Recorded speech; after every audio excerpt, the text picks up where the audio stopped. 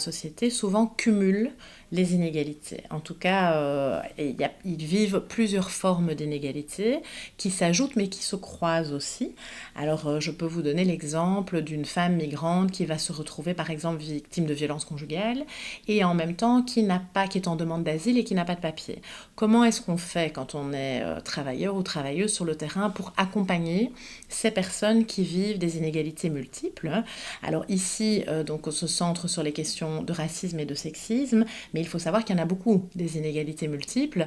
Et donc quand on travaille avec des personnes qui sont multivulnérabilisées socialement, il est important de pouvoir penser et conscientiser ces différentes inégalités qui se croisent. Alors ce n'est pas facile sur le terrain, et donc différents travaux invitent à penser la multiplicité des inégalités. Je pense aux travaux de Patricia Hill Collins, qui est une afroféministe, qui invite à penser ces différentes inégalités autour de 4 domaines d'exercice du pouvoir. Alors elle dit que les femmes migrantes sont à la croisée de plusieurs sphères où elles vont se retrouver victimes d'inégalités, écrasées par le pouvoir, victimes d'oppression.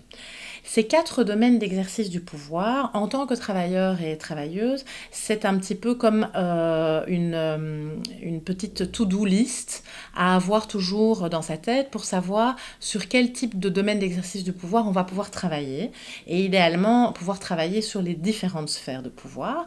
Alors ces sphères de pouvoir sont les suivantes. Donc les femmes migrantes peuvent se retrouver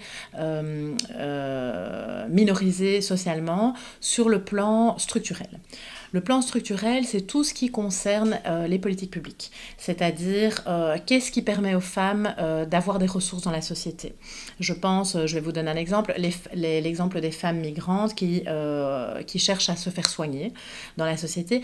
Quels sont les lieux où elles peuvent se faire soigner? Est-ce qu'elles sont informées de ces lieux? Est-ce qu'il y a des politiques spécifiques dans ces lieux de soins pour accompagner spécifiquement les femmes qui vivent des traumatismes liés à leur parcours d'asile, par exemple? Et puis, ces personnes peuvent se retrouver discriminées à un niveau disciplinaire. Un niveau disciplinaire, c'est un petit peu plus petit que le niveau structurel, ça concerne les organisations.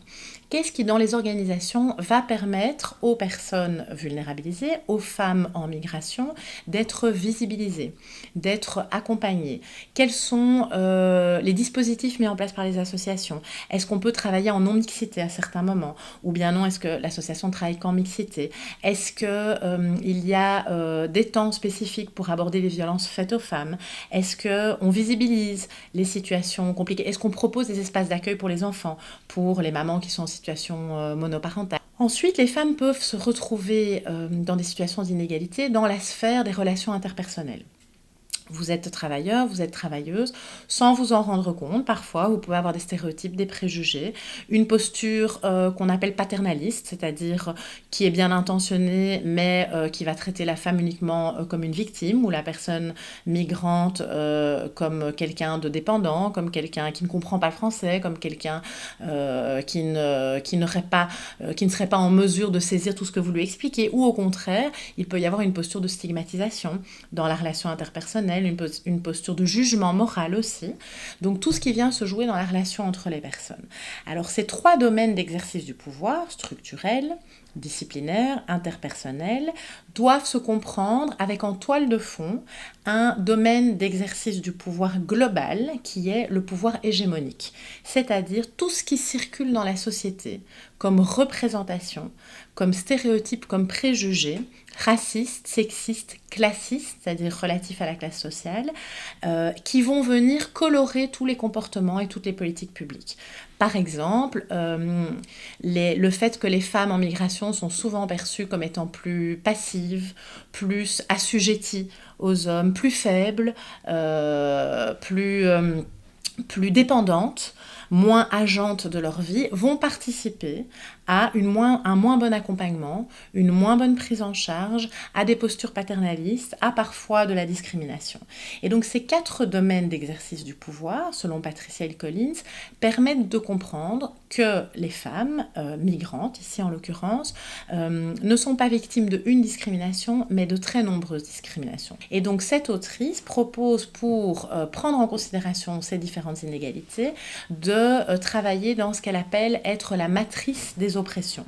Alors la matrice, c'est comme plusieurs ensembles qui s'emboîtent, et pour travailler, on doit aller au centre de la matrice, c'est-à-dire dans un petit cercle qui prend tout en compte. Les inégalités ne s'additionnent pas les unes aux autres, mais elles opèrent ensemble, au milieu, au sein de cette matrice, et elles donnent lieu à des expériences très spécifiques pour les femmes, qui impliquent du coup un accompagnement particulier.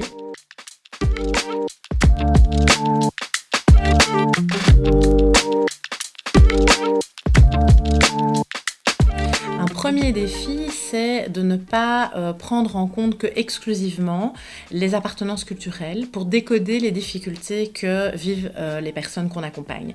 C'est-à-dire que les femmes migrantes, elles vivent toute une série d'inégalités, liées évidemment à leur appartenance, à leur origine, mais pas que, liées à leur genre, liées à leur isolement, liées au fait qu'elles sont souvent mamans seules, parfois qu'elles ont vécu de la violence conjugale. Donc il y a une série de facteurs qui expliquent les difficultés dans lesquelles elles peuvent se trouver. Deuxième écueil, c'est de sous-estimer finalement l'importance du facteur culturel. Donc c'est l'opposé, c'est-à-dire d'aller gommer toute la question des appartenances et de ne pas prendre en considération toutes les spécificités des personnes que l'on accompagne, et donc le besoin d'expression culturelle, d'expression religieuse, et de se dire que finalement toutes ces appartenances-là, elles ne sont pas importantes dans la trajectoire des personnes. Un autre défi qui est important, c'est ne pas hiérarchiser les sources d'inégalité. On est tenté, quand on travaille sur le terrain, de chercher la plus grande des difficultés que vit la personne qu'on va accompagner. Et donc, qu'est-ce qu'on fait quand on se retrouve confronté à une femme qui est victime de violences conjugales, mais qui n'a pas de papier? Et donc, que si cette femme, on lui propose une prise en charge par rapport aux violences qu'elle vit et qu'elle se sépare de son mari, alors elle se retrouve dans une situation de précarité sur le plan de son statut. Sur quoi est-ce qu'on doit agir? Est-ce qu'il faut faire passer une difficulté, une violence, une injustice avant une autre? Non, puisque l'idée est d'agir dans une démarche et une perspective intersectionnelle, c'est-à-dire en prenant en compte la croisée des différentes oppressions que vivent les femmes, et donc en agissant le plus possible sur les différentes sources d'inégalité, et donc idéalement, et c'est le défi, en travaillant en collaboration. Si on travaille davantage sur la question interculturelle, pouvoir s'adresser à des structures qui vont accompagner les femmes victimes de violences, qui vont travailler dans une démarche féministe. Si on est dans une association féministe, pouvoir s'adresser au secteur antiraciste, interculturel, de la cohésion sociale.